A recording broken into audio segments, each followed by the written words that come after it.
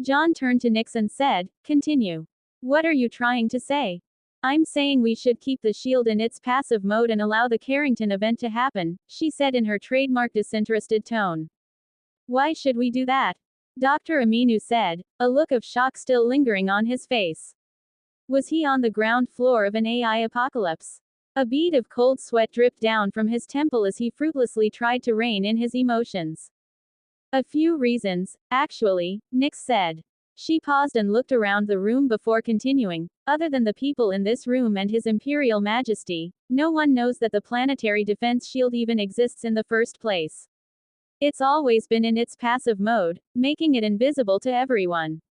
Bringing it to full strength will reveal it, making its existence a matter of public record. That wouldn't be a problem, but there's no need to reveal our trump card like that. After all, a trump card our enemies know about isn't very useful, now is it?" Before Nix could continue providing her other reasons for not using it, she was interrupted by Dr. Aminu. "That isn't a good enough reason for bringing humanity back to pre-industrial levels. Especially since we don't even know for sure what the visitors' intentions are. For all we know, they could just be interstellar traders, or maybe they're a branch of humanity that left for the stars long ago. The only thing we can be sure of is that we know absolutely nothing about them. And let's say, for the sake of argument, that they are in fact hostile. By letting a Carrington event of this magnitude just impact Earth and drive us back to where we were in the 1800s, wouldn't that just make us easier pickings for them?" Dr. Aminu was so worked up that he even forgot his earlier insistence on using the new imperial calendar. The other humans in the room, minus a few, nodded in agreement with Dr. Aminu's sentiment. "You interrupted me too soon," Nix began. "As I said, there are multiple reasons to allow the CME to hit Earth unimpeded, but you stopped me when I'd only mentioned the first of them."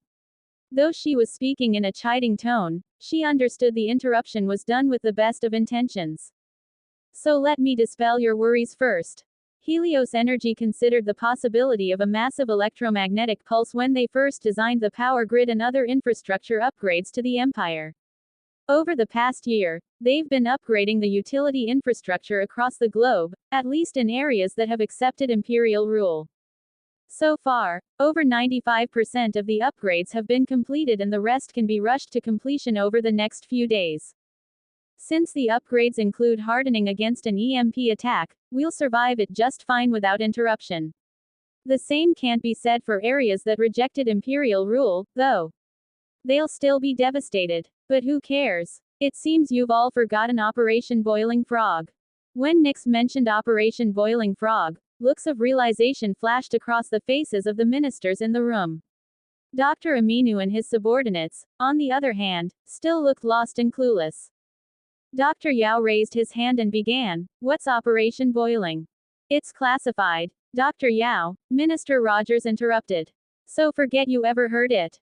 Dr. Yao lowered his arm and clasped his hands together, looking down at them.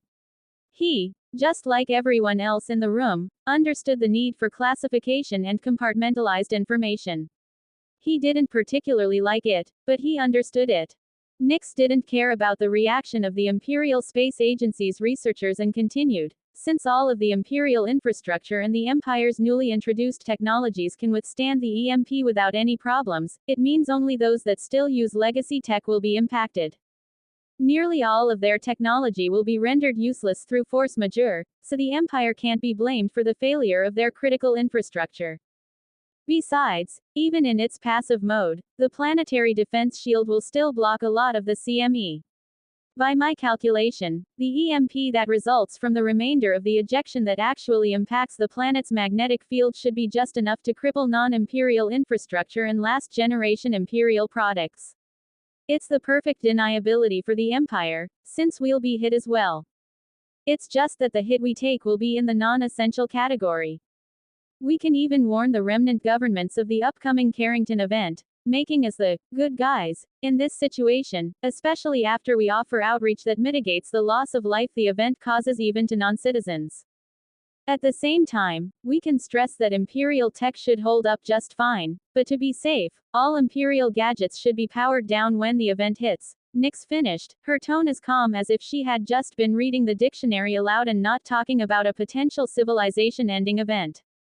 A shocked silence descended on the conference room after Nyx finished explaining her reasoning.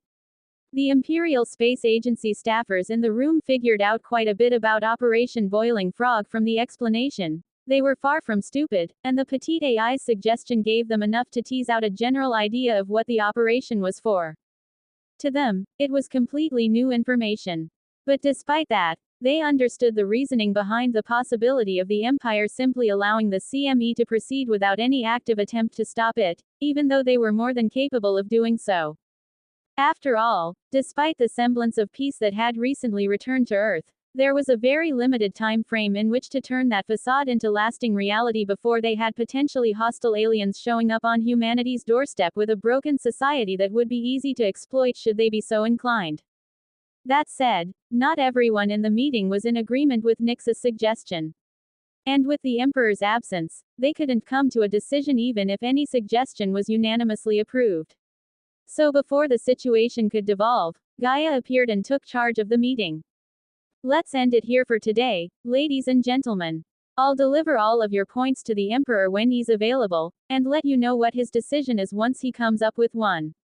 Though her tone was diplomatic, she still shot Nyx a loaded look. The feisty mistress of intelligence had let classified information slip, purposefully or not.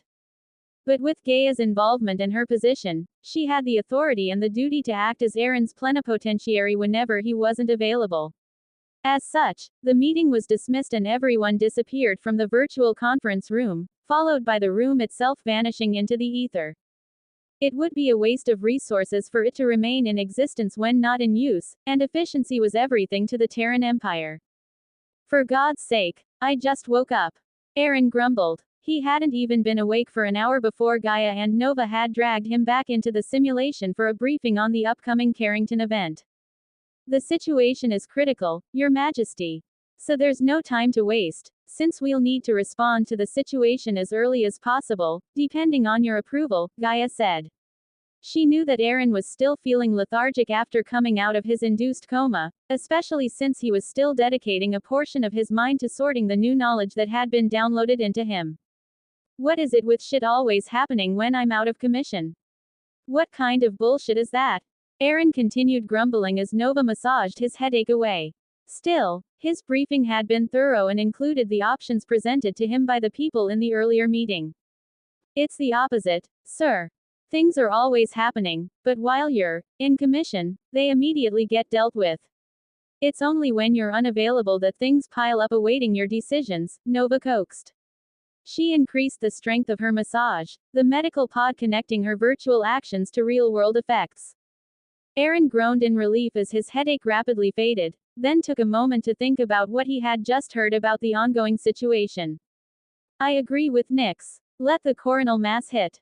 Gaia, develop an action plan with Minister Al-Mutari and bring it to me for approval in, let's say 1 hour real time. An hour in reality was almost 4 days in the simulation, which would be plenty of time for them to develop an action plan. We'll implement it as soon as it's finalized. Yes, Your Majesty. Gaia's virtual figure flickered as she sent a message to Yusuf. She was just about to move to the next topic when Aaron spoke again. What about Mars? Will it be impacted as well? Mars was currently on its nearest approach to Earth, so it would definitely be in the affected zone when the CME happened in a week. There were still millions of kilometers between them, roughly 58 million, give or take, but in astronomical terms, that was virtually like the distance between one apartment and the apartment next door. I was about to mention that, Gaia said. The answer is yes, but not really.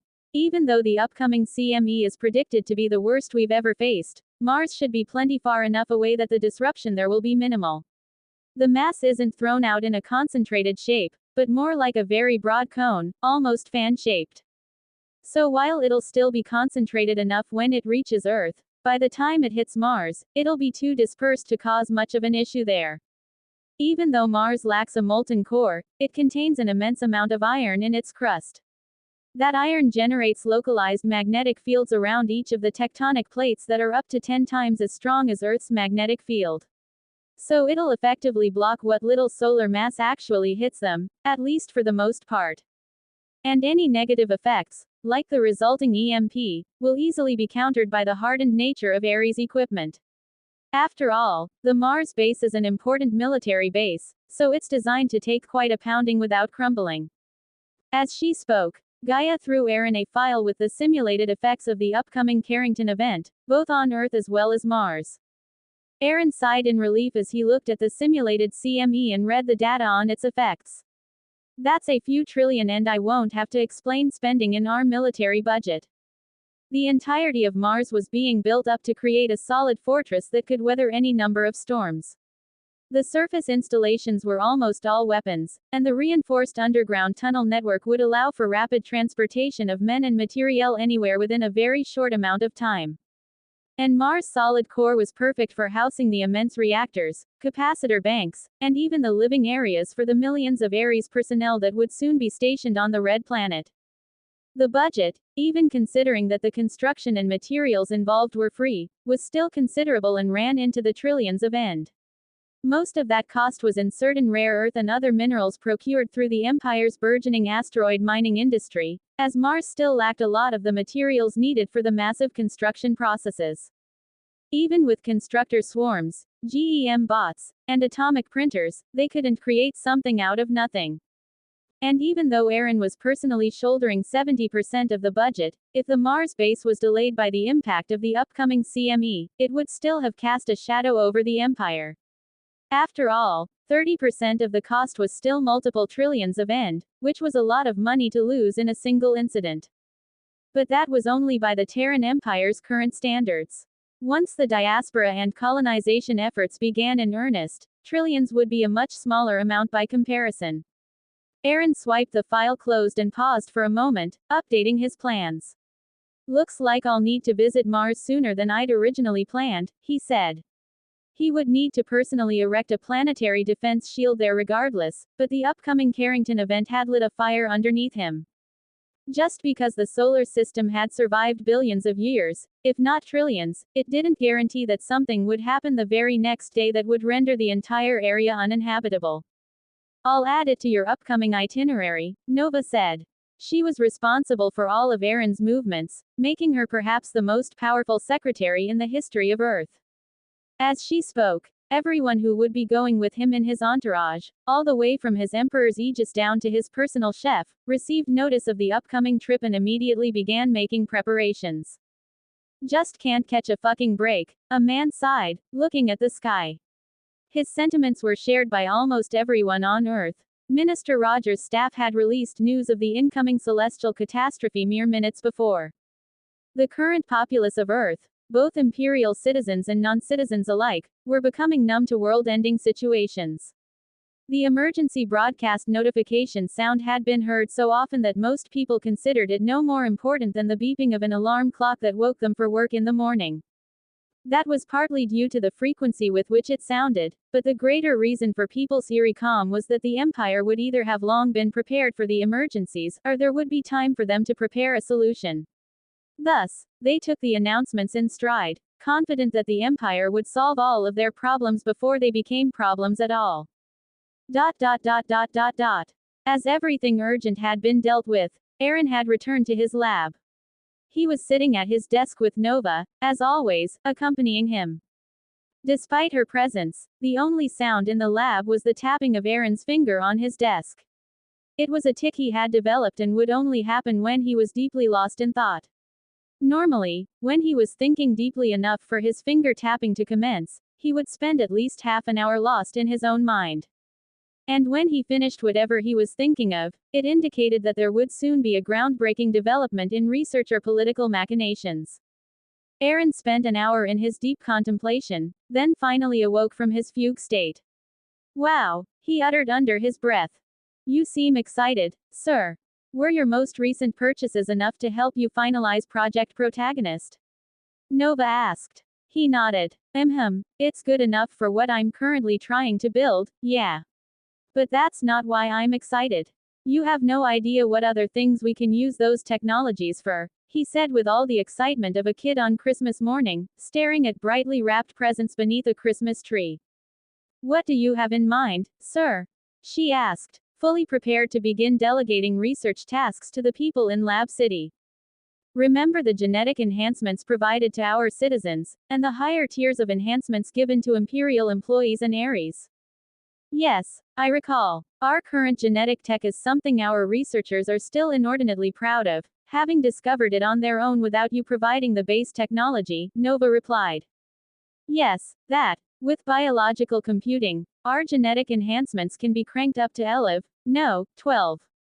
It'll take some time, but once the researchers iterate on the base technology to the point where it becomes wholly ours, we can do some truly amazing things with it. Like what, sir? With biological computing alone, we can create biological robots, or so-called monsters. Think about it for a minute. Ares soldiers riding dragons into battle alongside Jormungandr worms carrying legions right into the heart of the enemy. Or we can tailor them to be mission-specific, like enormous whales that act as underwater resupply stations for people riding sharks with lasers. Aaron cleared his throat, realizing he was getting further and further off topic. But the best thing of all is that they'll all be disposable and we can print them in job lots. That was just the start of what Aaron had been cooking up in his mind. He was thinking of all the monsters from humanity's history and collective mythology, like dragons, phoenixes, Japanese yokai, and so on. It could even be scaled up to creating enormous astral beasts that were capable of not only surviving, but thriving in the harsh conditions of deep space. It was just a beginning, and the idea would require centuries before coming to fruition. But thanks to the Universal Simulation and Lab City, time was something he had in abundance. Especially if his plan to combine the three computing branches into a single hybrid computer technology that took the advantages of each system and used those to counter the disadvantages of the others came to fruition. The longer he spoke, the more excited he became. He couldn't help but consider all the ways he would use his new toys when the day dawned that his ideas matured. As for runic computing, I can use that as a means of creating valuable materials that'll push our materials science up to a whole new level, too. Things that simply don't exist in significant amounts will be simple to create by combining runic computers and our already existing atomic printers. When he'd woken up and delved into the knowledge of runic computers in his mind, Aaron had been reminded of the alloy that Professor Breckett had discovered a while back and its implications in the condensation and storage of mana. Upon further research, Aaron had discovered that the more mana is absorbed by a material, the more changes it underwent until it became so fundamentally different that it couldn't be considered the same material anymore. The situation was the same as when he had purchased the quantum computing technology. What the system provided him was the finalized, completely mature technology after countless experiments and iterations on the idea. It was both good and bad. Good insofar as it saved him and the Lab City researchers time in not having to repeat the failures, but bad for the same reason. It made iterating on the resulting knowledge thousands of times more difficult, since failure is often a path that guides future successes, and even the most useless of failures could often be used as inspiration when facing problems in the future. In the case of runic computing, it included the materials required to build the computers themselves, as well as the methods of manufacturing those materials. And with his atomic printers, he was uniquely capable of manufacturing even the rarest of mana-infused material. The civilization that had pioneered runic computing could only rely on rare substances that had been fostered in mana-rich environments over decades, centuries, or even millennia. Although they could artificially produce some of them, they were at best inferior copies and it required an enormous investment in mana stones to convert each component. And when you added in their lacking manufacturing technology, runic computers were rare and expensive. After all, the civilization that invented the computers during their time as a Tier 1 civilization still hadn't left the era of boutique production and the barter economy. But humanity in general, and especially Aaron, had already solved those problems. Aaron had advantages that made all of the problems the early pioneers of runic computing encountered complete non-issues. He was the perfect, or perhaps worst, person to have ever gotten their hands on that technology. It only depended on whether you were friends or foes in his eyes. For the mana requirements, he had an adapter that would convert electricity into mana, even if the ratio was steep. For material needs, he had atomic printers. and for the issues the original creators had run into regarding mass production of runic computers, he'd upgraded his atomic printers with the capability of printing runic constructs. All he would have to do is gather up the pre-printed materials and channel his mana into them for a while. And even that would cease to be a problem as soon as he worked out a way of automating the process of imprinting intent into runic constructs that were created by his atomic printers. Aaron laughed out loud after he finished explaining his plans. He was quite excited about finally having bought something from his system that wasn't an immediate necessity in terms of his offensive or defensive capabilities. It was quite refreshing, he thought, that he was finally able to buy something he could afford to play with before putting it into immediate use to counter some crisis or other. From the very beginning of his explanation, Nova had been sending his ideas to the researchers in Lab City. Thanks to all of them being mere digital copies of living people, they didn't require any extra time to download information into them, so they were able to immediately get started on the projects Aaron had outlined in his rambling. It would spark yet another round of innovation from the enthusiastic researchers, who loved nothing more than getting their hands on new things and using them to innovate. No matter how ridiculous the idea was, it would be tested and researched until it became obvious that it would only ever be viable as an inspiration, rather than reality. Over the perceived centuries of Lab City's existence, the researchers had found many inspirations like that. And every time they found another one, they would jokingly refer to the round file, which was code for a trash can. In a similar vein, when they were at their wits' end with an active project, those same researchers would go dumpster diving in the round file, looking for inspiration to jolt them out of whatever rut their thought processes had ended up in. Let's continue with project protagonist, Aaron said after recovering from his manic laughter. He stretched his fingers, as he was about to embark upon a second round of creation, this time ending in the creation of the world's first three-way hybrid computer. After all, sharpening an axe had never delayed the felling of trees. At least according to Sun Tzu, anyway. Nova returned to her position standing slightly behind and to the left of Aaron, paying close attention to what he was typing. At the moment, he was writing the instruction sets of the runic part of the computer, the motherboard, RAM, graphics card, and a suite of software designed to take advantage of runic speed. The CPU would still be a quantum computer, as would the graphics processing unit in the graphics card, and the hard drives would be purely biological in nature. Next, he would need to create an entirely new hybrid programming language that would allow all of his hardware to properly work together. But first, he would build one of each computer to give him a better idea of what he would require in terms of programming languages and hardware. The hardware itself was rather intuitive. Quantum computers had immense flexibility and an absolute advantage in terms of running multiple processes on a single CPU. Since each qubit was like a gate that could be open, shut, or simultaneously open and shut, it allowed a relatively small number of qubits to take the place of traditional silicon CPU cores. That flexibility was an advantage over runic computers, which were capable of insanely high speeds, but limited flexibility. Each line of runic code was capable of performing a single task, but that single task would be completed nearly instantly thanks to a completely dedicated pathway for each individual task. Plus, all of that runic code, no matter how finely it was etched, took up space and limited the amount of data that could be stored in a certain area. The limited storage space of runic computers wasn't an issue with biological computers. Take the human genome, for example. When stretched end to end, a strand of human DNA would measure a little over a meter in length. It contains about 3 billion base pairs, and when acting as binary bits, would allow for around 750 megabytes of storage. When wrapped around a spindle, however, it only took up about 10 nanometers of space. But what it gained in compressed storage space, it lost in flexibility and definitely lost in speed. Information transmission via messenger RNA took, at a minimum, 7 minutes. So, intuitively speaking, Aaron already had an idea of the hardware architecture of his planned three-way hybrid computer that would take advantage of the flexibility of quantum computers, the speed of runic computers, and the storage capacity of biological computers.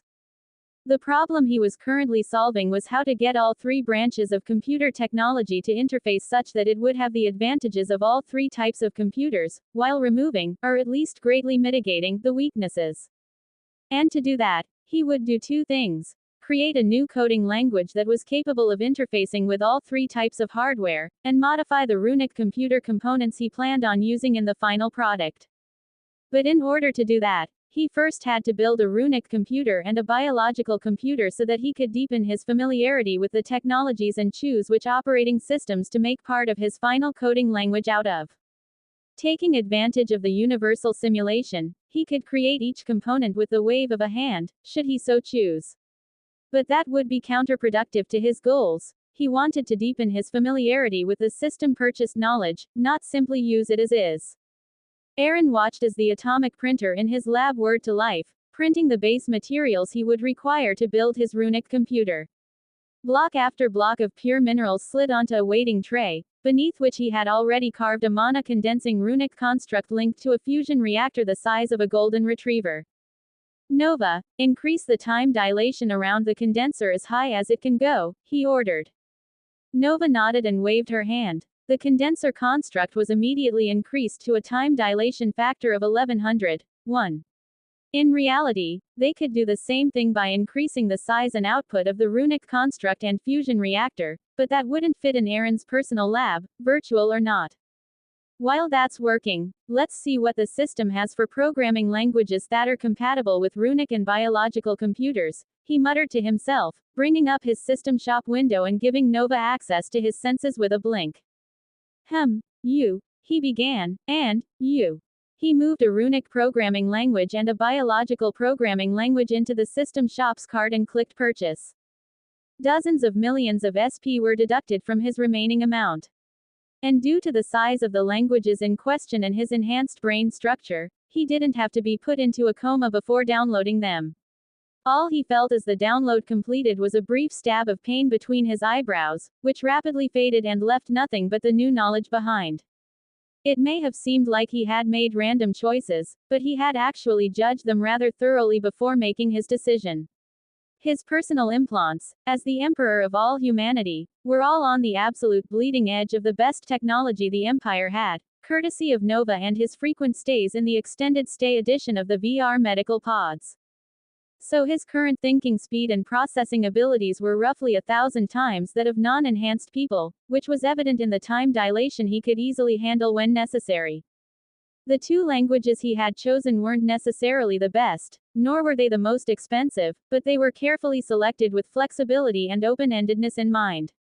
It would make his upcoming job of fusing them with Prometheus++ much easier, as well as postpone the need for later updates until he was ready to purchase the Tier 2 versions of all of his tech. The materials should be ready now, sir, Nova announced, having kept track of the manaforging process while Aaron was busy shopping and downloading new knowledges. Excellent. He rubbed his hands together like a shady merchant in an underground bazaar. Let's get building, shall we? He picked up a cylindrical mana alloy made of vanadium, manganese, gold, platinum, silicon, and beryllium. It practically glowed to the naked eye and was nearly blinding in his mana sense. Placing it back into the atomic printer, he shaved slices off of it that were approximately 3 nanometers thick. Any thinner and he wouldn't be able to carve runes on it, and if it was any thicker, it would cause transmission issues, throttling, and bottlenecks. Not to mention the size and form factor. Once he had hundreds of identical wafers, he began swiping his fingertip back and forth across them, leaving trails of glowing golden runic script behind his steady movement. The material he was working with, which he had dubbed mana steel, was very brittle and fragile, though it was highly conductive when considering both mana and electricity, so he was being very careful as he carved the runic script into the wafers. 20 hours later, the carving was complete and line after line of brilliant golden runic symbols had been carved on the hundreds of wafers. In total, there were trillions of runic words that acted as switches, replacing the ones and zeros of humanity's binary number system. And Aaron had completed the carving process in less than a day. If the originators of the technology were to see that, they would be absolutely flabbergasted.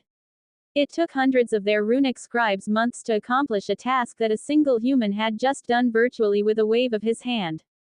Ed note. He has hundreds of millions, if not billions, of entire lines of runic code on his heart. Here, he's only dealing with runic symbols, or words, in the trillions. So the total number he's writing per minute is a lot higher than if he was writing lines of code in the trillions, hence his speed.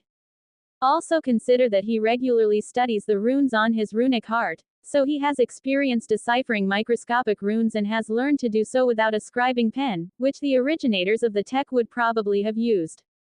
Aaron stacked the wafers atop each other in a set order, then fused them together with a flood of mana. His first runic computer's processor was complete. He repeated the task for each of the remaining critical computer components, then assembled it and screwed it into a case that Nova had manifested for him.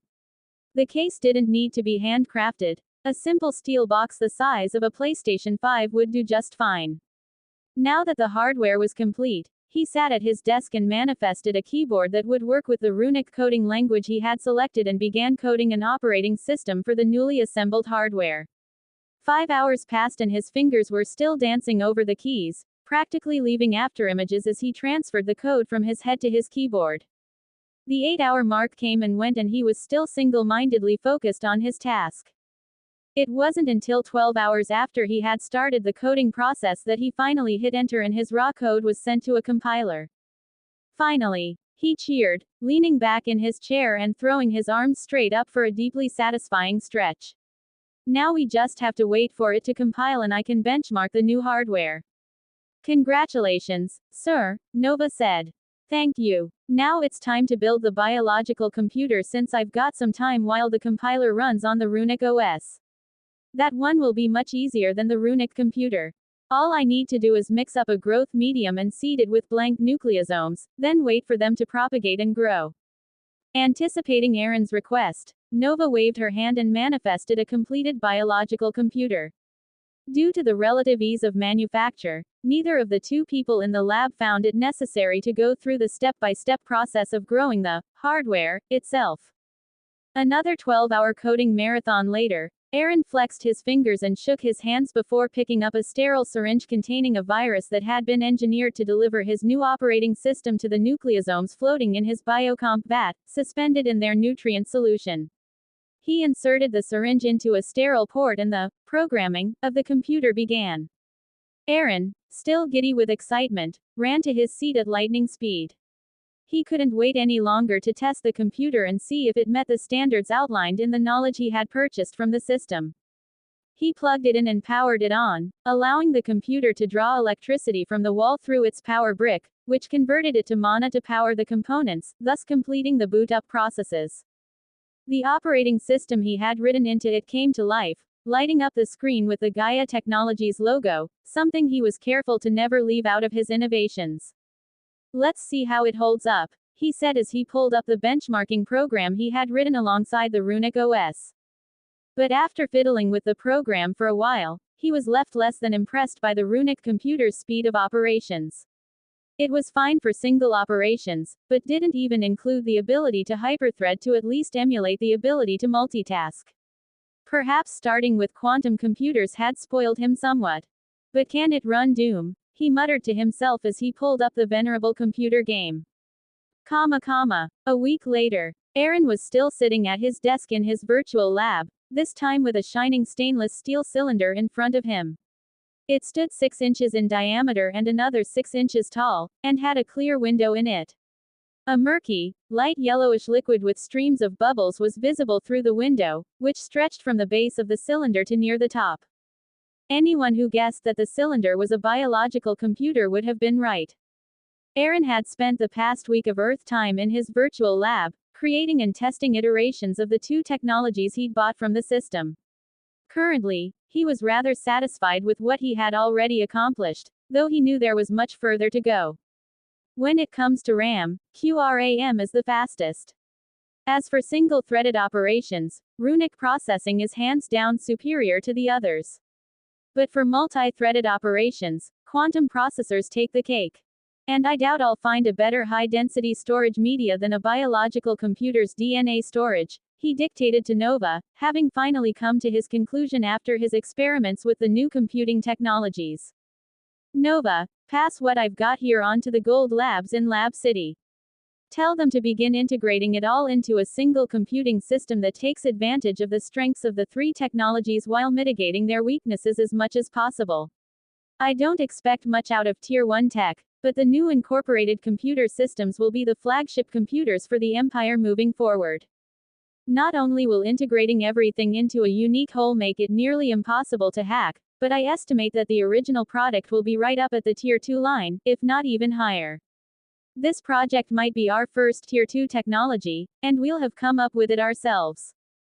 But even if it isn't, the three paths seem to be the main ones in use throughout the universe, so if we come into contact with an enemy that's chosen one of the three paths, we'll be able to use the other two to put up a fight against them. Aaron's choice could perhaps save the Empire from subjugation in the future. Right away, sir, Nova replied, her figure flickering as she passed on his marching orders to the researchers. Next item on the agenda: creating a bridge that I can use to integrate the three programming languages. Aaron returned to his work, this time focusing on creating a program that would allow three wholly unique languages to flawlessly blend together into a singular new language.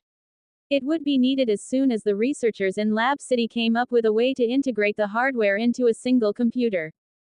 Without a unified programming language that was capable of porting instructions from any of the three languages into any other language, the new hardware would be useless. After all, no matter how shiny and excellent a computer's hardware was, it would still be useless without programs that ran on it. But if that was his only reason, he would have left it to the researchers in Lab City to create alongside the new computer system. In fact, it would even be more efficient to do it that way. However, the programming language was important for another reason. He needed it to be able to communicate with all three systems in order for Project Protagonist to function. With his understanding of the languages, it took him virtually no time at all before he had written a program that blended them together and created an entirely new language. The new language wasn't quite as streamlined as any of the source languages. Aaron alone couldn't possibly be compared to a collection of generations of the greatest minds of alien civilizations, but it was an astounding act of creation nonetheless. During testing, it was shown to only require an average of a femtosecond longer to operate a program when compared with running that same program on dedicated hardware with matching programming languages. And a femtosecond of lag time was an absolutely outstanding result, especially given that he was still working on version 0.1 of the new language. Now to finish the Project Protagonist code. Upon finishing his new programming language, he immediately moved to create the remaining two segments of code for his plan. Waving his hand, he manifested a runic computer and began writing code for the runic integration in his project. 12 hours later, he fed it into his compiler and switched to a biological computer and biological code. And 14 hours after that, he began compiling that segment of code as well. And with that, he stood and stretched, letting out a contented groan as he was no longer used to remaining physically inactive for long periods of time. But now all that was left was to recompile the three segments of code and run it through the converter he had created, turning it into a program capable of adapting any medium or biological body it found itself in. It should be about time for the show to start, right, Nova? He asked, waving his hand and teleporting to just a few hundred kilometers away from the simulated sun, where he would watch as the predicted Carrington event began. Just a few hours now, Nova answered. Is that Earth time or simulation time? Simulation time, sir. You have impeccable timing. Aaron nodded and turned his attention to the raging surface of the sun. Meanwhile, around the sun, the detectors launched by the Imperial Space Agency that had first discovered the signs of the impending disaster finally let out an alert as the sunspot stretched to the verge of breaking. Shortly after, with a flash of light, all of the detectors vanished as the eruption began. A mass of nearly liquid hydrogen and helium the size of Earth was ejected from the sun in a 120-degree arc. Its velocity was such that it would reach Earth in just over 12 hours, and Mars about 2.5 hours after that. And all of it was being broadcast live to everyone in the solar system, courtesy of the Imperial Space Agency. Some people believed that, if something beyond their control was about to happen to them, it would be better if they were caught off guard by it. That way they wouldn't spend the time leading up to the event in anxiety and panic. Ignorance is bliss, they claimed, and in a sense it was the absolute truth, because the moment one was notified of a crisis they could do nothing about, the panic would set in. That was why, in the face of crises in the past like pandemics, people would make some truly weird decisions, like buying all of the toilet paper in stores everywhere. And now, everyone in the solar system was experiencing that sense of deep, visceral, hopeless terror while they awaited their devastation at the hands of the sun and the knowledge that there was nothing they could do to stop what was coming. The Imperial Space Agency, in conjunction with the Imperial Press Corps, was even doing everything they could to ensure that everyone could see what they thought was their doom approaching. There was a timer in the corner counting down to when the CME would arrive at Earth and end everything they knew, and the past 11.5 hours had seen people glued to their screens with a sense of morbid curiosity as expert after expert was paraded past their eyes, all of them virtually shoveling doom and gloom into viewers. Some were questioning what the Empire wished to achieve with the morbid spectacle. Was it just Nero playing the fiddle as Rome burned? Or was there some deeper meaning to it? Even people who were the proudest of their skepticism when faced with conspiracy theories were finding it difficult to believe that there wasn't some conspiracy behind the news coverage. Especially since the Empire was going out of their way to sow anxiety, when previous governments would have put their best effort toward hiding the news as long as possible, then make Herculean efforts toward keeping the people as calm as possible. Most of the conspiracy theories died stillborn, though, as people were too busy discussing the kind of damage they could expect rather than the whys and wherefores of the Empire's actions. Thus, if the Empire's aim was to incite fear and panic, it was becoming ever more obvious that their goal was being achieved, at least among a specific group of people. A man in his 30s was watching the broadcast on a small TV that was suspended over a hospital bed. The TV was muted, so he had no idea what they were saying. He hadn't even bothered turning on the closed captioning. He was dressed in a sterile suit that covered him from neck to ankle, his shoes were covered in sterile booties, and on his head was a sterile cap and a face shield. His face was half covered by an N95 surgical mask and surgical gloves covered his hands. The only sounds in the room were the soft hissing and beeping of monitoring equipment. On the bed was a woman with dozens of wires and tubes attached to her body. A PICC line connected her to a dialysis machine, a nasogastric tube was connected to a hanging bag of liquid food, and a dozen different wires attached to her chest connected her to the 12-lead EKG machine. Another wire ended on a probe that connected her fingertip to another machine, and a sphygmomanometer cuff was connected to the same machine as the fingertip probe. She had been intubated and was breathing via ventilator, and on her head was a tight-fitting cap that gathered data and displayed it on the screen of an electroencephalograph machine. Running from under her hospital gown was yet another tube, through which her waste flowed. If one were to pick up the medical chart hung on the foot of her bed, they would see a bright orange sticker that read, DNR, do not resuscitate, and the diagnosis of end-stage multiple organ failure. Her prognosis was grim, to say the least, and she wasn't expected to survive the oncoming crisis. Suddenly, the wail of a baby overpowered the sound of machinery and the man looked at the incubator next to the hospital bed, within which lay a prematurely delivered baby swaddled in a light blue blanket and wearing a matching beanie on his head. The man crooned a soft melody and rocked the baby from side to side by pushing and pulling the incubator. Don't worry, little guy. Mommy will be just fine. Shish, shish, shish, he continued, trying to soothe the baby that was barely bigger than his two palms combined. That continued for a little over 10 minutes before the baby ran out of energy and fell asleep again. The man drooped in his chair, obviously exhausted, and lay his head on the side of the woman's bed and gazed at her hand. He prayed for it to move, and it remained still, just like the last 1,000 times he had prayed for her to show a sign of survival, some evidence that she was fighting for her life and hadn't given up yet. His eyes moistened, then tears dripped on the blanket covering the woman and his shoulders shook in silent sobs. He wanted to wail at the top of his lungs and shout curses to the sky, but every time he was tempted to give in to that urge, he couldn't help but remember the preemie that was currently struggling to survive, or the woman on the bed who was doing the same, he hoped. Babe, the man said with a choked sob. I know you'd rather die than become an MP. I know what happened to your family in the war, but I can't do this by myself. I need you. He clenched her blanket in his fists, then used it to wipe his tears. On some level, he knew it could cause more problems, but a man drowning in an ocean of tears wouldn't fear the rain. It isn't just me, either. Our son, our son. He sniffled back the snot that was about to drip out of his nose. I can't do it alone. You need to live, not just for me, but for our son. He needs a mother, not a stepmother or a nanny. And you promised me forever. What happened, happened, but you can't punish our son for the mistakes of others. Your pride is punishing us, and for what? What did we ever do? Is it fair to punish us just so you can keep your pride? Is it fair to make us feel the pain of losing you? The people you're angry at don't even know who you are. You're just a number to them, but you're everything to us. He broke down in silent sobs again, doing his best to choke them back to avoid disturbing the preemie in the room. After a few minutes of silent sobbing and sniffling, he continued, why did you have to create a beautiful life with me if your pride would just force you to punish me and your son? He never asked for any of this.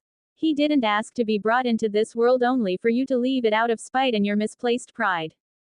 There was another long pause, as if the man was struggling to come up with a way to say the words he needed to speak. Minutes passed like that before he turned to his son. He gazed at the boy that had been born 10 weeks too early when his wife's health made it too risky to keep the pregnancy, but too late to terminate it without making everything worse. His eyes were filled with love and pity as he gazed at the too small infant in the incubator. A sense of resolve came over him then, and his shuddering stopped as he turned to his dying wife. I've done everything I can to honor your wishes, my love. He caressed her forehead with a gloved hand, grasping one of hers with his other hand. But the sun has made its decision. If I don't do anything now, you'll die, and I can't let that happen. So for once, I'm going to be selfish. For me and for our son. After he said that, he took one last long look at his wife and son, then stood and walked out of the room. He passed through the airlock and took off his sterile outer clothing, revealing the t-shirt and jeans he was wearing under them. Then he opened the locker next to the airlock door, took out his phone, and, as if he had granted himself permission, dialed 000. The line only rang once before it was picked up. Imperial Immigration Agency, how may I help you? The voice on the other end asked. With trembling hands, the phone to his ear and took a deep breath. My name is Sunday Khan, and I officially request Imperial citizenship for me and my family. The phone call continued for a few minutes as Mr. Khan provided all the details the Imperial Immigration Agency required. Mr. Khan, I've dispatched a recovery team for your family and am in the process of notifying the hospital to expect their arrival. Please stand by for our team. The expected arrival time is in approximately 18 minutes. Do you have any other questions, concerns, or needs? The immigration agent asked. No, as long as my family can live a healthy life, I'll be satisfied, thank you. Excellent. We look forward to having you as Imperial citizens, the agent said, then fell silent as it was only his third day on the job and he didn't quite know what to say in this particular situation. Well, goodbye then, and good luck. With that, the agent ended the call. Sunday closed his eyes and clasped his phone between his hands. He raised it to his forehead, as if in prayer, and said, whatever happens when you wake up, whatever you want, I'll accept. Even if you want to divorce me, I'll accept it. At least you'll be alive to hate me. He closed his eyes, feeling like a huge weight had been lifted from his shoulders. A few minutes later and a whole lot lighter, he opened his eyes and looked at the television screen in the waiting room that was still tuned to the coverage of the incoming disaster. The timer on the bottom corner of the screen still showed 6 hours to the end. So this is what they were after, he muttered to himself, then slumped in the chair he was sitting in and laughed at his own powerlessness. Similar scenes were playing out all over the world, or at least in the non-imperial areas of the world, anyway. The more fear people felt, the more firm their decisions to join the empire became. Some even threatened to abandon their more stubborn relatives who were steadfast in not joining the empire under any circumstances, even the impending death and destruction they were sure to face. Imperial Palace, 3 hours before the event. How's the situation coming? Minister Rogers asked. As expected, Minister Rogers. Millions of non-citizens have already requested citizenship, and millions more are rushing to do so. We've had to activate the V system to process all of them, and we expect that as we come closer to the shockwave, the numbers will grow exponentially. Other than Neo-Luddites and people with firm religious beliefs, we expect that the majority of pre-imperial remnants will request citizenship before the CME impacts Earth. The only ones who'll still refuse will be hardliners, and we'll require alternative methods of dealing with them. I have some ideas and will put it on the agenda for the next council meeting. But for now, things are progressing according to plan, Gaia reported. Excellent. For a unified Earth, Jeremy said, wishing he wore glasses so he could push them up the bridge of his nose like his favorite anime schemers. Time inexorably ticked on, and soon the countdown timer on every screen in the world reached 0. There was no earth-shattering kaboom, no mushroom cloud of devastation, no blast radius, nothing. In fact, it was rather beautiful as an aurora spread from Earth's magnetic poles that could be seen as far as the equator. On the dark side of the planet, night became day, and on the day side of the planet, the day became just a little bit more gorgeous as the aurora spread to the backdrop of transformers fizzling out and electrical appliances that hadn't been unplugged shorting. Almost every electrical appliance outside the Empire fizzled out into uselessness as Earth suffered a planet-wide EMP. The fallout from the EMP was relatively small, considering that it only really affected a minority of the population. It also helped that the Empire hadn't been caught off guard and had had time to prepare. Thus, the damage was relatively minor, only in the billions of end. And most of that was the damage to old, legacy, versions of their tech, as anything that had been released over the past 6 or 8 months had been well shielded and hardened to resist EMP attacks. Even civilian tech was the same. As for the electrical grid, that had been shielded from the very beginning. Thus, nothing connected to it faced any issues due to surges in the grid itself. Still, as part precaution and part political theater, the Imperial Press Agency had reminded Imperial citizens to ensure that any electrical appliance was unplugged at the time the CME hit, and for at least 2 hours afterward in case of any residual effects. However, the same couldn't be said for things that weren't reliant on the grid and couldn't simply be unplugged. Things like airplanes, cars, other vehicles, ham radios, and so forth were still affected. Most of those were major purchases or passion projects, so they hadn't been replaced with newer hardware, as in the case of airplanes and vehicles, or they hadn't been made to the exacting standards of Imperial hardware, such as in the case of hobby electronics or passion projects like RC vehicles and ham radios. That was where the majority of losses came from on the Empire's side, as most of the citizens' hardware had already been upgraded to the newer, more protected versions. But the same couldn't be said for non-citizens. Other than religious Luddites like the Amish, Mennonites, and some Hutterites, or the small tribes that hadn't even come into contact with modern technology like the Sentinelese, the rest of the world was severely impacted.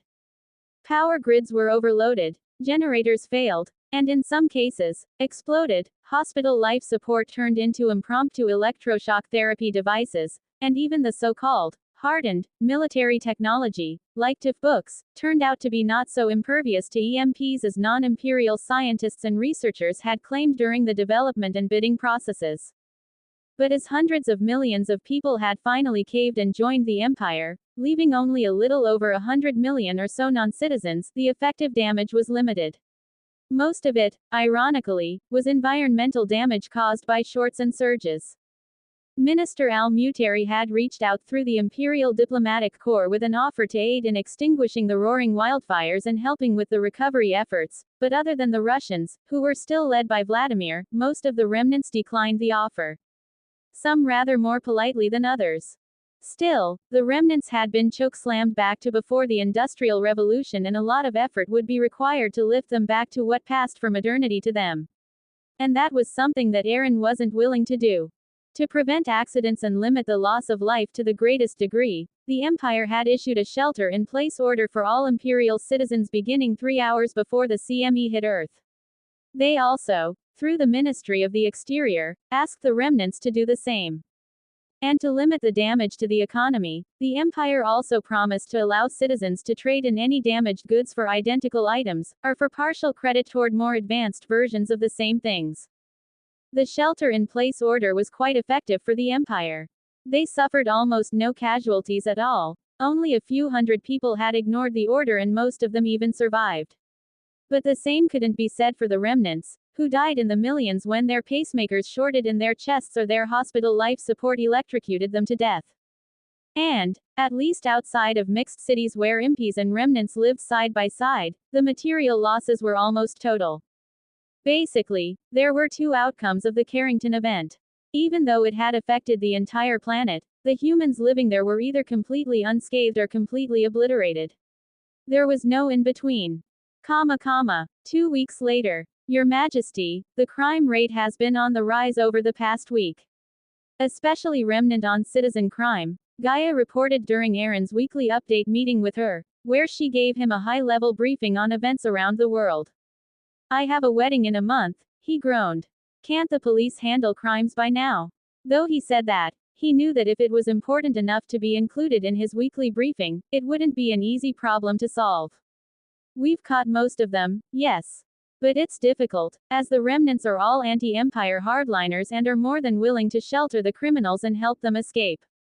Naturally, we catch the ones who do that, but solving the problem at its root is proving much more difficult.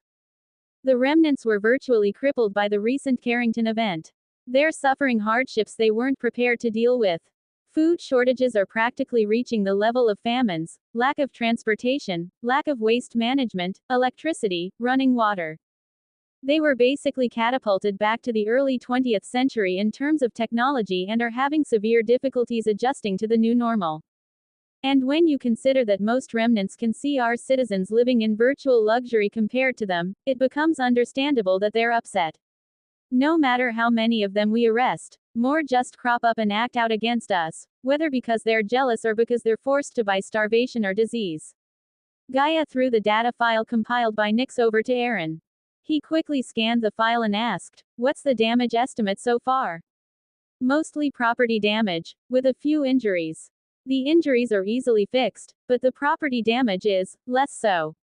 And it's increasing as articles are published in newspapers, social media, and broadcast media. As you know, with tensions rising, it's like we've been put in a pressure cooker with the valve stuck. Adding in the wild card that is blessings. And all it'll take is a single incident to trigger a pseudo-race war, Aaron finished for Gaia. What are we doing about it? He asked. The Imperial Police Agency has increased the number of patrol ships, but it's a band-aid patch at best. Police are reactive by their very nature, and they can only catch the criminals either in, or after the act. Prevention is impossible for them, but it's the only cure. I hope the situation resolves itself. Aaron sighed and rubbed his temples. He could feel a headache coming on.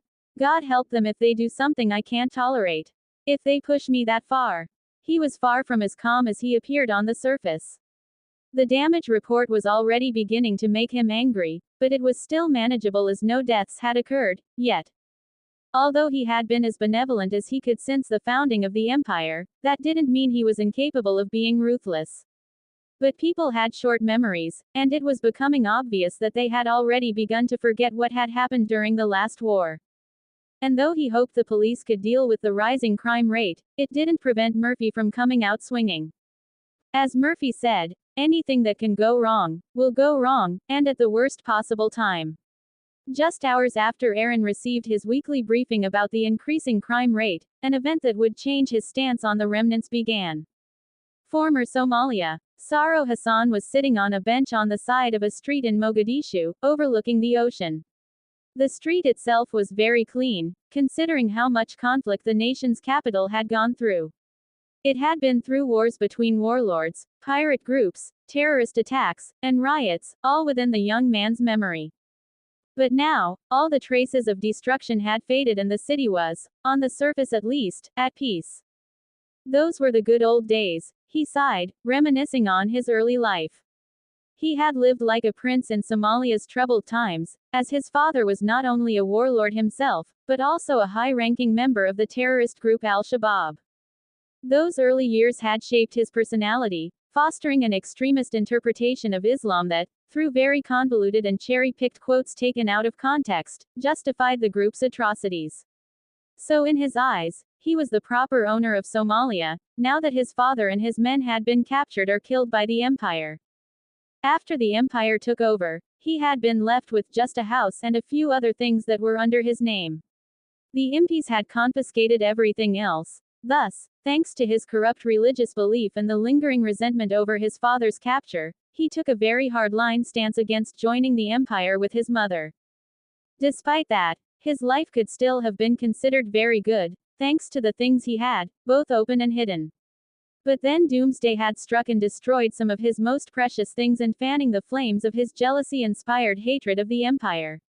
Add to that, his mother had fallen ill and outright told him she wanted to become an impi so she could be treated.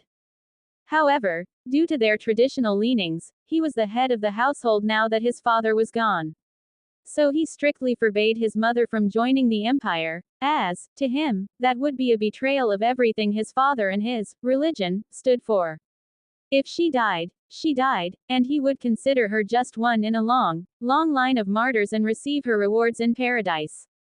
As he was reminiscing, he noticed a small white shuttle with a bright red cross painted on the side flying over him.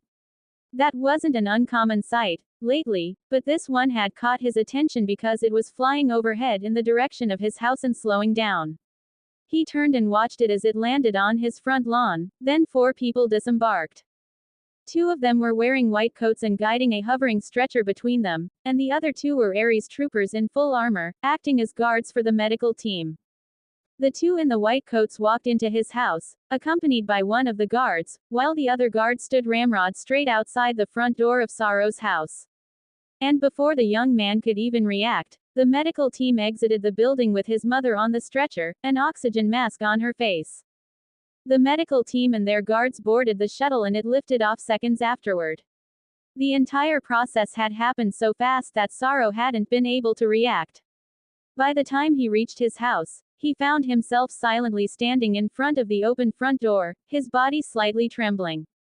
After standing in silence for a few minutes, he clenched his fists so hard that his fingernails drew blood from his palms, then raised his eyes skyward and screamed his hatred aloud. First you took my father, and I could do nothing. I was powerless to stop you. But now you impi dogs stole my mother without my permission. He growled, his bloodshot eyes beginning to faintly glow red. His hair also began turning bright red, like the heart of a fire. This place will burn. He raised his bloody fists and shook them in the direction the shuttle had flown off. You and that bitch who chose this world of sinners over paradise will regret this. He shouted, then turned and looked at the bustling street, seething in anger. The empire had taken too much. They had taken his father, they had taken his father's loyal men, they had taken his lavish lifestyle and his high status that made him untouchable. All of it was gone, gone. He had been forced to live like a rat, hiding and subsisting on the scraps of his life that once was. And now his mother, a woman that he'd had firmly under his control, had betrayed him and joined his enemies. She had taken the last of his honor and showed with her actions that he was unworthy, that he had failed, that he couldn't be the man his father once was. In that instant of pain, rage, humiliation, and loss, he decided that if his mother didn't want paradise, he would take it from her as his first, and final, act of revenge. He turned and slowly walked toward the beachside marketplace, his strides even and inexorable as wisps of fire rose from his eyes and the tips of his hair. A massacre was about to begin. 20 seconds. Not even half a minute later, the emergency response team arrived and found nothing but a sea of fire burning in an eerie silence. There were no screams, no crashing of collapsing buildings, no roaring of the flames. It was as if the fire itself had included sound with the rest of the fuel that normally allows blazes to exist. Mogadishu wasn't a tiny city. With a population of nearly 2.5 million people before the last war, it could even be considered a thriving metropolis. Of course, the population had steeply declined after the war, between the losses caused by the war, the mass arrests afterward, and then the general exodus of people who had chosen to join the empire, so it wasn't what it once was. Only a few dozen thousand people remained, leaving the rest of the city empty. Thus, the emergency responders in the city weren't fully prepared to deal with a catastrophe of this level. They were on guard and sufficient for things like gas line explosions or power lines coming down, and of course, the regular gamut of things that first responders dealt with on a daily basis. But this was on another level. Despite the immensity of the threat, the police, fire department, and Ares responded per protocol, calling for reinforcements from the nearest cube as they bathed the surrounding neighborhood in fire-suppressant foam in an attempt to prevent it from spreading. Once reinforcements arrived, they would move in to suffocate the blaze in its entirety. At the same time, hospital ships had been scanning for survivors and people trapped in the fire. But they found nothing.